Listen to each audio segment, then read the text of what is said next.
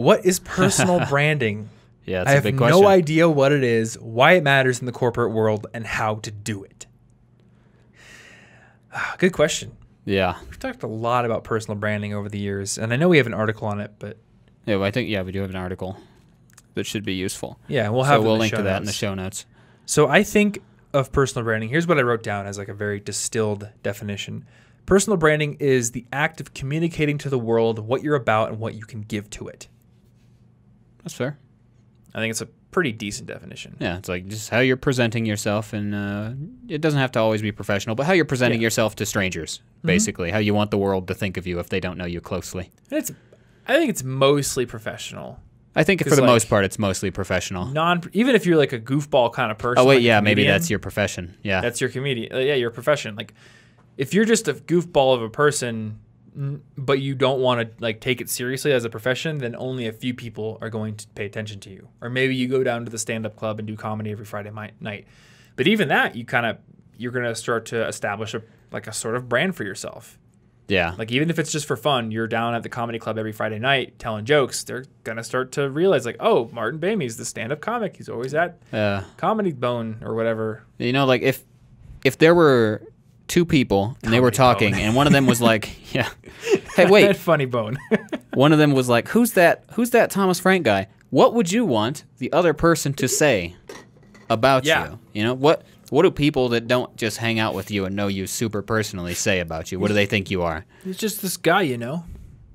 That's it. That's it. That's a great personal brand. Yeah. Stands out. So I see this in sort of two different parts. The first is working to discover the intersection between what your skills are, what you're interested in or maybe passionate about, if you're to the point where you have a passion or at least interested in, and where there's a market of people that would pay or at least pay attention to what you're doing. And without one of these elements, the whole thing falls apart. If you don't have skills, then you have nothing you can offer. If you don't have passion, then you're eventually going to burn out and not care. And if there's no market there, well, you can do this thing, but you probably can't make a living doing it. So personal branding is really, it's about making a living doing the thing that you're good at and that you care about. Yeah. So you need to figure out where is that intersection. You know, you could be very, very good at picking the lint out of your own toes. You could be very into it, but no one's going to pay for that. Like, some people might pay for it, but we're not going to go there. That's called niche marketing. That's not real this lesson. niche. That's real niche. And you're going to need some other skills around that. If you just like to do it, you know, totally in the privacy of your own home, then no one's going to pay you for it. And so you got to figure out like where do all three of those things meet? Yeah. So like for me, I like making videos. I'm good at making videos. And there's an audience of people who want to watch those videos. Without the audience, I would just be making videos for fun. And it would be a hobby. But it wouldn't be something that I could make a living or brand myself around. The second thing is craft a message around that intersection and then find a way to get it out to the world. And I think the word branding is there on purpose. Just like Coca-Cola or Apple or any company, even the sponsors that sponsor this podcast, they are doing a lot of different work to craft like a story and values and principles around their brands, kind of like communicating what they're about, what they can give to the world, and then they're doing the work of marketing, whether it be by sponsoring this podcast or buying ads elsewhere or making content or speaking at events or whatever it may be. So you just need to distill, like, what can I do as a person to succeed in the same way that these brands have succeeded? And I kind of broke that down into two different categories. Firstly, establishing an online presence. It's all about building relationships. Online presence is a really easy way to do it because you can build a website for yourself. You can have a portfolio. You can build social profiles. And you could even maybe have like a place to write in longer form to let your knowledge or opinions be known. Medium account, YouTube channel, podcast, a blog, whatever it may be.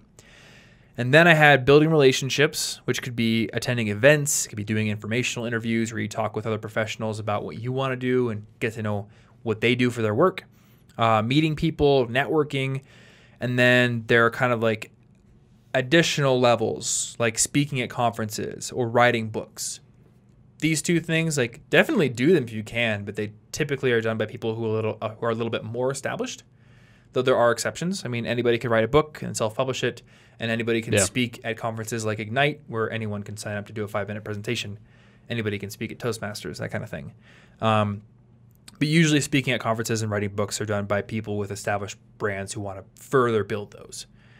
So to look at like my brand, there's thomasjfrank.com that basically communicates. I'm a YouTuber, a podcaster, author, speaker. We have College Info Geek, which is really branded around me. Not like all around me, but a lot of it is. Yeah. The YouTube channel is branded around me. This podcast is branded around us. So it communicates our expertise to the world.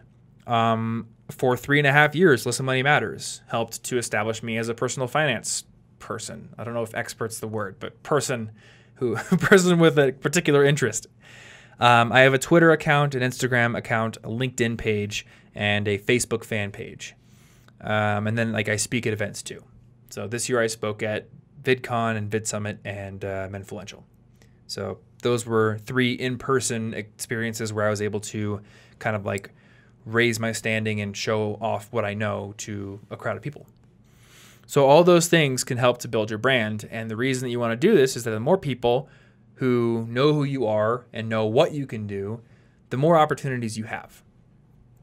The more opportunities you may have to do a project with somebody or get a job. Or eventually you may get to a point where you are attracting people that you may want to hire, or you're attracting customers or clients or people who you may coach. You know, really it's just about finding the people who can benefit from what you have to offer and who can pay for it, or who can contribute something in return, or who can learn from it, and letting them know you exist.